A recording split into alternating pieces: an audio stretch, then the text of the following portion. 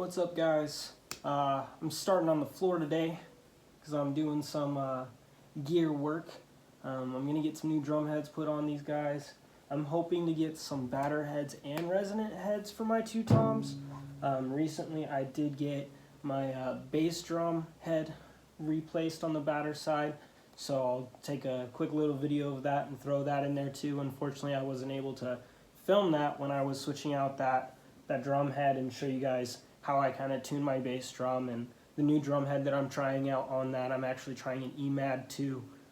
So it's a new 2-ply bass batter head that I'm using with a nice dampening ring built into the drum head. So hopefully I won't have to stuff a bunch of pillows or blankets in there, and I can keep a nice solid sound but not be over boomy or too open of a sound to wash out the rest of the band when we're playing live or recording.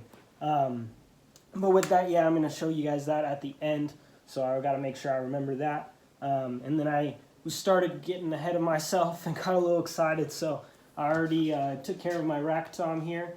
I got the hoops off. I still have my tension rods on them. I did get a little baggie to put the tension rods in, but as you can see, this is one of my heads. I'll try and put it a little closer. It is beat. It is definitely battered. It is very dead, very flat. I've seen people do things like flip them, squish them down, and make them, repurposed and to be a little more budget. And while I love being more budget, sound quality is kind of important when it comes to drum heads, just like my cymbals. That's why I'm with Sultan. But that being said, obviously I got a couple of little inconsistencies across it. We've been beating the crud out of the kit, like you know how we do, and so deciding to change these up. Unfortunately, I wasn't smart enough to go to the store today. Like I said, I got ahead of myself and just started doing things before I was ready.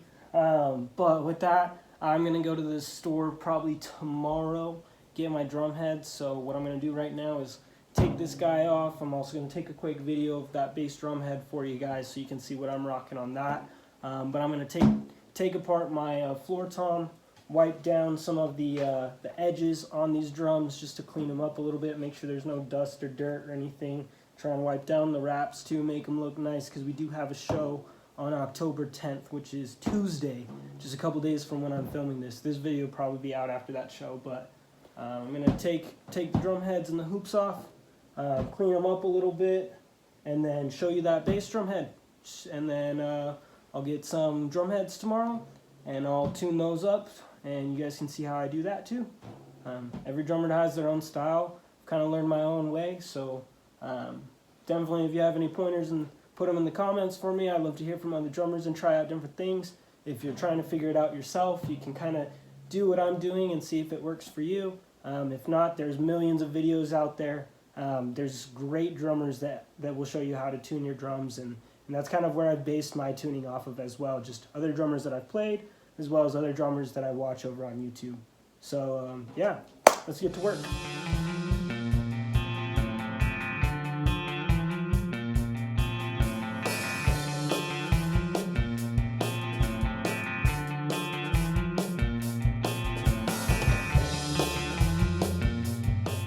Alright, so now that I've got all the drum heads off, I wanted to show you the drum heads.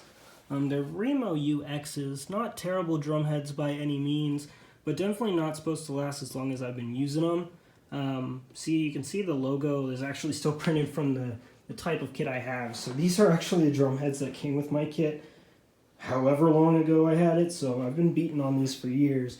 Definitely past due to change, so definitely excited that we're moving on from these drum heads, but they've lasted me a while. I did really like them. I am going to switch up to a new drum head, as you guys are going to see all together.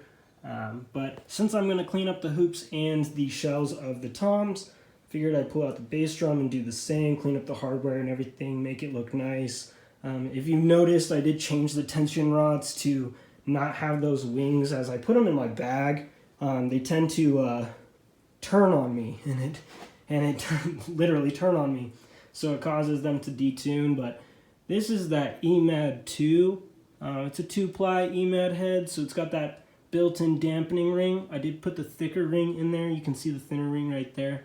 The thicker ring is in there just to add a little extra dampening, and then I have the little dot there for my bass pedal just to protect the head a little bit. It's a little off-center just because I use the double pedal, and I'll have the single dot for my main pedal. The double I mostly use to flam anyways, so not necessarily needed for the double, but I'm going to get to cleaning. I also forgot to mention that I'm going to use an all-purpose cleaner. Seeing as the wraps are kind of like a vinyl material, kind of like a plasticky material, I don't think it'll harm the vinyl itself. I'm going to spray it directly on the cloth, not on the shell itself, so that way it won't damage the wood of the shell or the edge. And I'm going to wipe the bearing edge, just dust them basically. I'm not going to use any cleaner. I don't have anything specific for wood or furniture at this point, but so yeah, I'm not going to use anything crazy, no like bleach or hard chemicals on my drums, but I'm going to use an all-purpose cleaner on the wrap and the hardware, and then just dry wipe basically the dry dust the shells themselves. But yeah, just in case if everyone was like, oh no, he's about to destroy his drums, I'm not, I promise.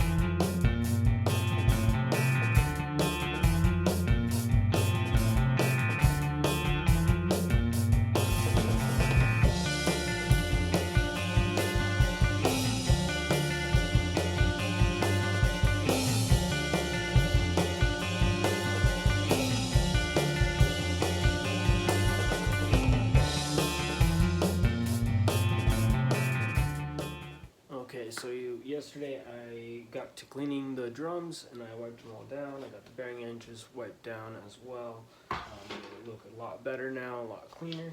I also had a chance to go to the store, got some drum heads here. I ended up getting some batter heads and some reso heads for both of these toms. I'm super excited. I also ended up getting one of the 3-packs because it came with an extra 10-inch batter head. I do have this 10-inch tom that I usually have up above that closet, but sometimes I'll pull it down and play with it. I figured since this was an older head as well, it's also a Remo UX drum head, I decided to switch this guy out as well. So I brought this guy down from up there. Plus the 3-pack ended up saving me about 10-15 bucks on that drum head, so definitely a good buy. What I ended up going with was the Evans G2 coated. They are a much thicker drum head than the UX. The UX is a 1-ply. It's about 7.5 millimeters, whereas the G2 is a double ply. I believe it's a double ply of 10 millimeter and 10 millimeter. So it is a lot thicker, a lot more durable. It also has the coating to it, so it has a much warmer tone. Has a little bit more texture to it, as you can see even in the back with the way the plies work together. It's just going to be a lot more durable, hopefully have a lot more tone control as well. And then as anyone who has played a stock head, a Remo UX head before, this is going to have a lot better tone in general, so super excited for these. For the resonant heads, I ended up going with the Genera resonance. They are again thicker than the UX.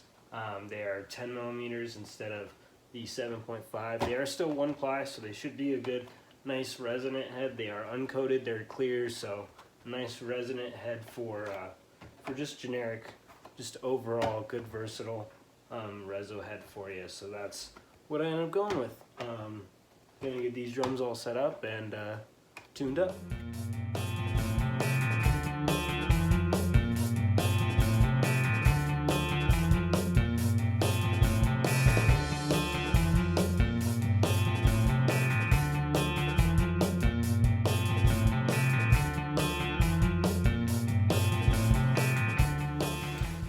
So I got the drum heads all changed and all tuned. It was a little frustrating just because they're new drum heads, and as anyone knows with new drum heads, when they are breaking in, you're still breaking that glue, so you go to tighten it and all of a sudden you go to push on that head to check the tension and it breaks a little more glue, gets a little looser. So obviously I'm going to have my drum key on me while we're playing on the 10th with Slow Joy when we're playing that concert. And then just, you know, break them in hopefully before that concert, get a couple practices in on them if I can. I only have a couple of days though, so gotta hurry up on that.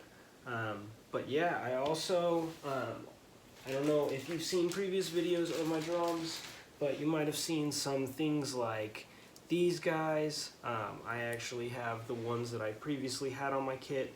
As you can see, they're little like jelly sticky guys. These are bunny rabbits. I actually got these back during Easter time. I got them at the dollar store. They sell a bunch of them with all kinds of different shapes and colors and that kind of thing. I'm changing them up. I put some little ghosty guys on my drums here. They blend into the white drum heads too, so they won't be too distracting. But the nice thing about those little gel guys is they're actually very similar to moon gels. They're a little bit thinner, so not as thick. They also come in a variety of shapes and sizes over at the dollar store, so I use those quite a bit. But even if you want to just use a little piece instead of having to cut up a moon gel or anything like that, or use 40 moon gels, you know, you can use just a bigger, more fun gel sticky that can go on your drum head, still act as a nice little dampener, as well as, you know, just make it more enjoyable to play the drums, because that's why we do it. So I'm going to do a quick sound test. It is going to be iPhone audio, so I hope that's not too terrible for you guys. But I did tune them up, did put some dampers on them. They're sounding really, really nice right now. Yeah, thanks for watching.